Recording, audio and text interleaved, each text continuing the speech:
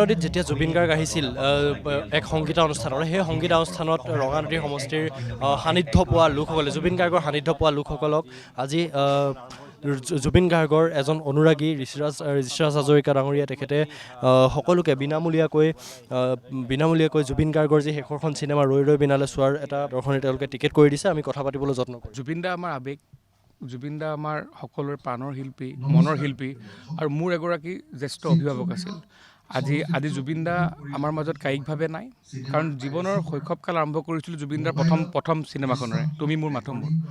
আৰু আজি জুবিন দাৰ আমাৰ মাজৰ পৰা নোহোৱা হোৱাৰ পাছত এখন শেষৰখন ছবি আজি কেনেকৈ চাম এতিয়ালৈকে সাহস গোটাব পৰা নাই। আহি বহিছোঁ আৰু মোৰ লগৰ যি আমাৰ সতীৰ্থসকল আছে, সকলো সতীৰ্থৰ ইচ্ছা আছিল যে আমি একেলগে জুবিন দাৰ ওচৰলৈ যাম, কাৰণ প্ৰত্যেকটো মুহূৰ্তত আমাৰ সতীৰ্থসকলে জুবিন দাক আমি একেলগে লগ পাওঁ।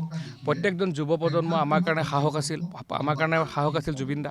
আৰু আজি জুবিন দা আমাৰ মাজত নাই, নথকাৰ আজি যি অনুভৱ, এই অনুভৱ লৈ আজি বুকুত এটি খুব কষ্টত আহি এতিয়া জুবিন দাৰ চিনেমাখন চাবলৈ সাহস কৰিছোঁ। এতিয়া কিমান দুখৰলৈকে চাগে চাব পাৰিম, এইটো এটা ডাঙৰ আমাৰ কাৰণে বিষয় হ'ব। কাৰণ হয়, আমি ৰঙানদী মহোৎসৱৰ সময়ত আমাৰ যিসকলে জুবিন দাৰ সান্নিধ্য পাইছিলোঁ, অধিকাংশকে আমি জনাইছিলোঁ যে আপোনালোকে প্ৰথমবাৰ জুবিন দাক পাইছিলে আৰু শেষবাৰৰ জুবিন দাৰ চিনেমাখন আমি একেলগে উপভোগ কৰা সকলোৱে মোক প্ৰয়াস কৰিছিলে।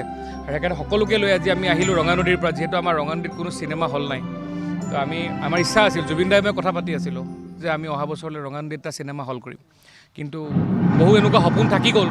যি কি নহওক, আজি আমাৰ সতীৰ্থসকলক লৈ চিনেমা চাবলৈ আহিছোঁ আৰু ভগৱানে তেখেতক শান্তি প্ৰদান কৰক। তেওঁৰ দৰে মহান আত্মাৰ কেতিয়াও বিদায় হ'ব নোৱাৰে।